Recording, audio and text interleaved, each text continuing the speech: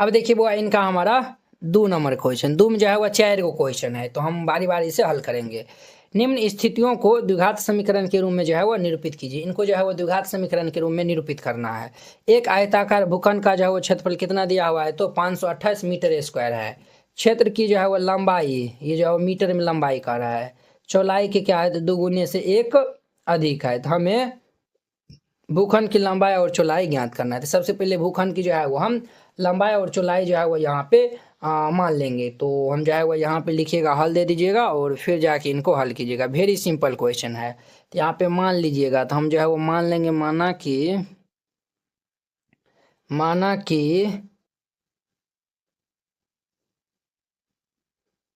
आयताकार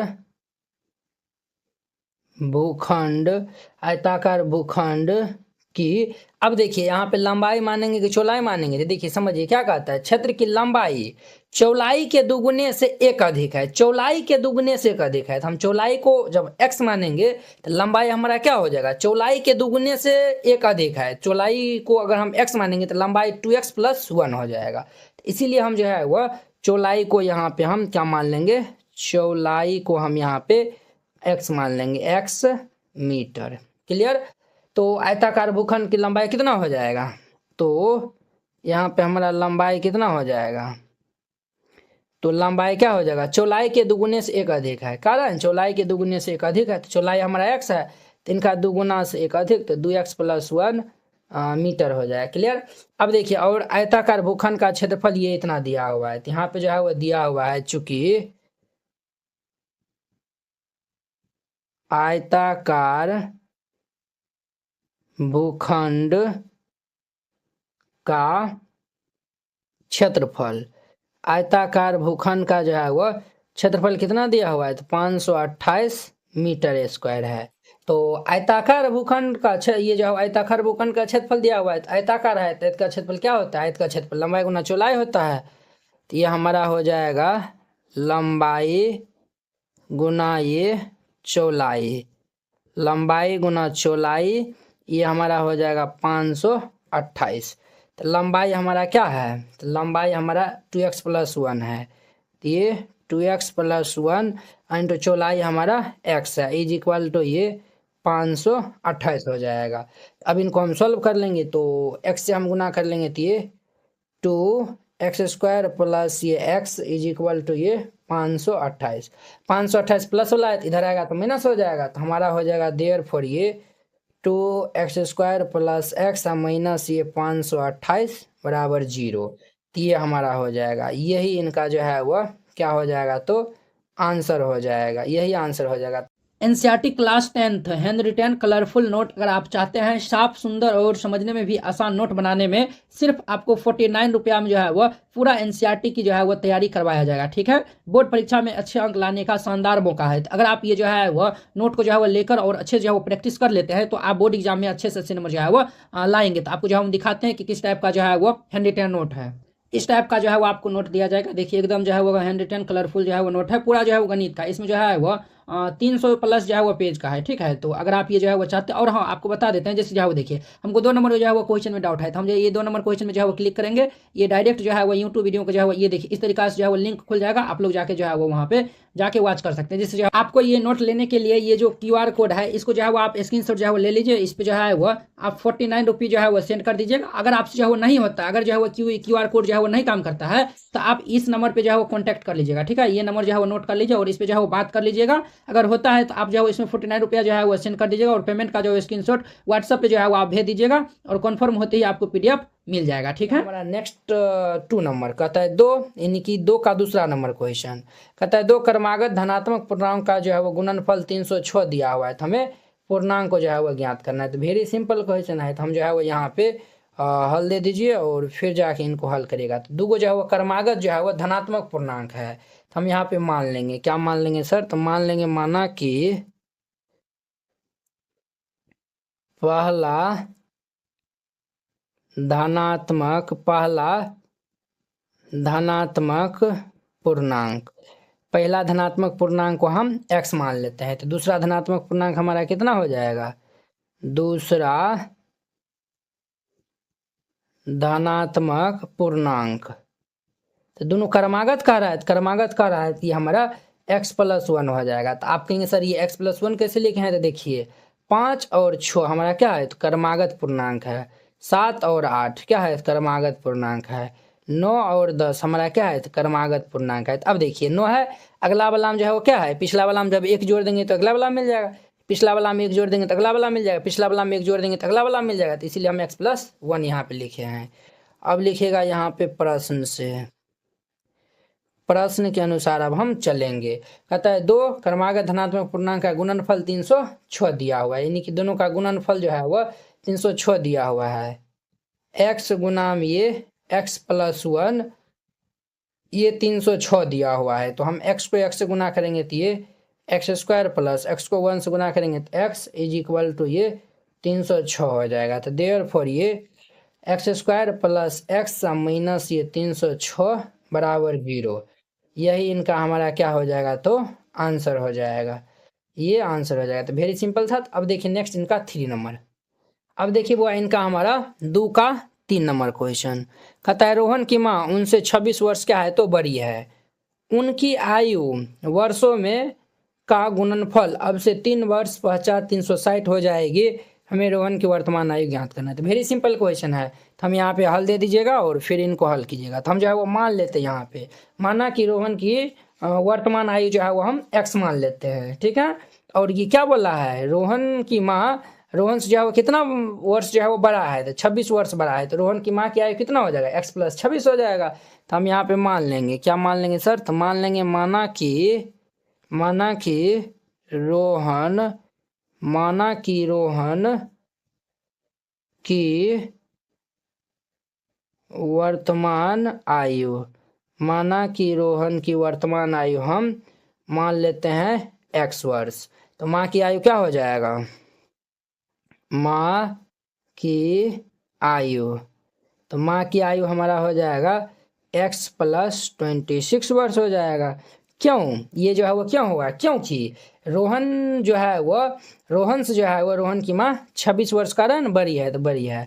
अब देखिए उनकी गुणन, ये जो है वो उनकी आयु का गुणनफल जो है वो 3 वर्ष पूर्व, मतलब 3 वर्ष पहले जो है वो क्या है? तो 360 है। तो अब देखिए बुआ हमारा क्या हो जाएगा? 3 वर्ष सॉरी पूर्व नहीं, पश्चात है, यानी कि बाद जो है वो कर रहा है। तो हम जो है वो यहाँ पे लिखेंगे, क्या लिख दीजिएगा? तो लिख दीजिएगा 3 वर्ष पश्चात,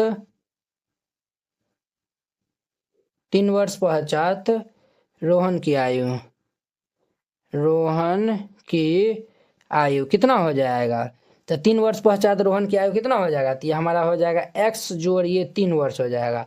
आप ये कैसे हुआ? तो देखिए अगर आपका अभी उम्र जो है वो मान चलिए हमारा 16 साल है, आपका उम्र कितना है? तो 16 साल है। तो 3 साल बाद कितना हो जाएगा?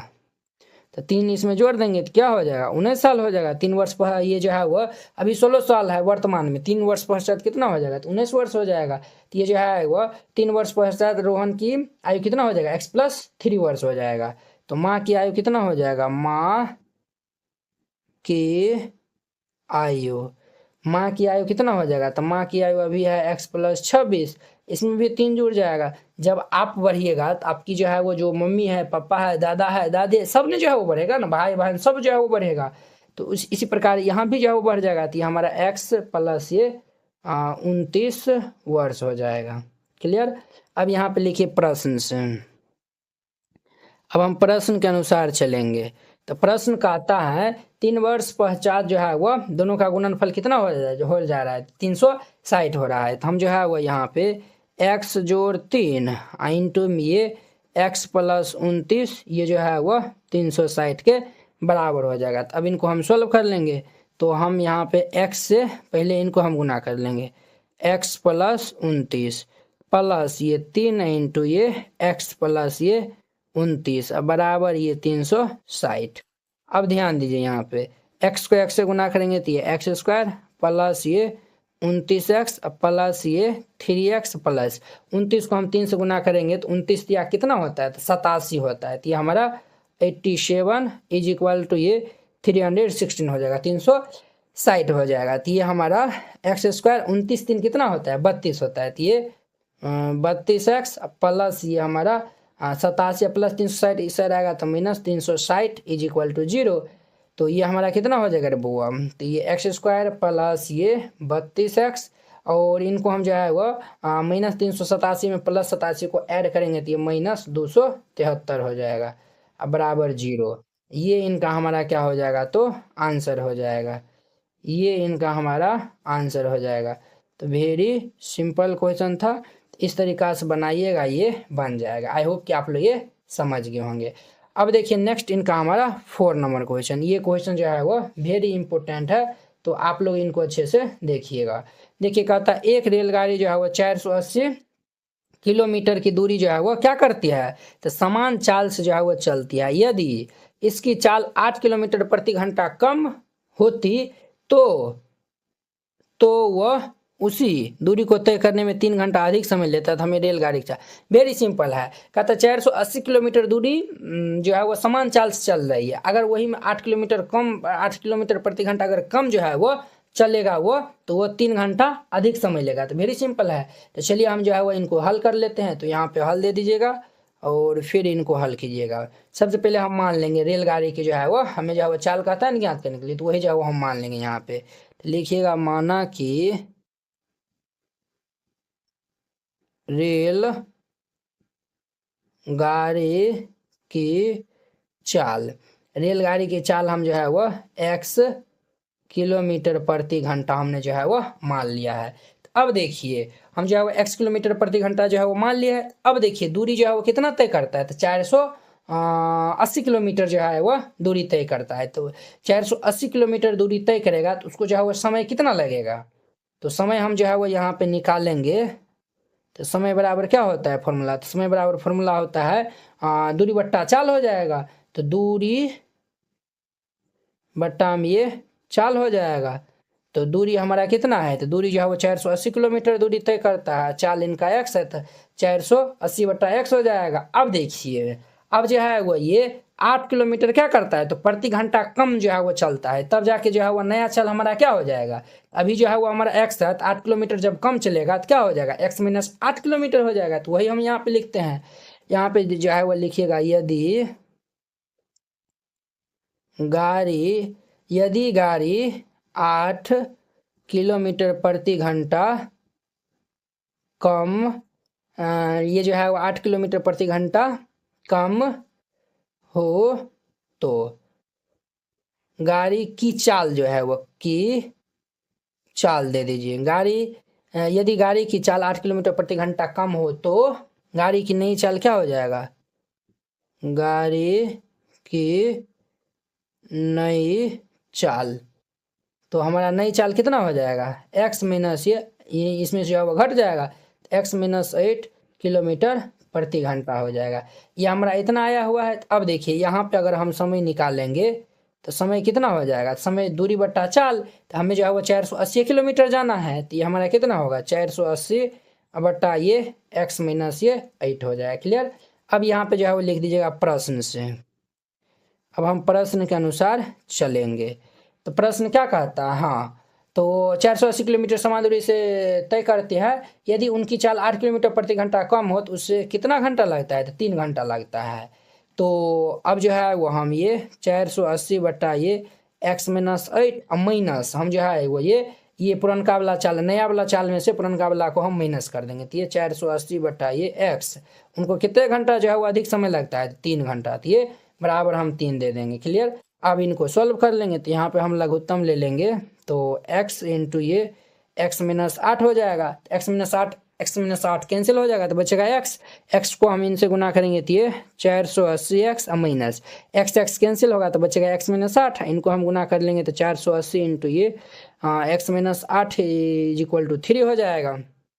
ध्यान दीजिए 480x माइनस इनको हम मल्टीप्लाई कर लेंगे तो ये 480x माइनस 480 को हम 8 से मल्टीप्लाई कर लेंगे तो ये माइनस माइनस प्लस ये 3840 हो जाएगा।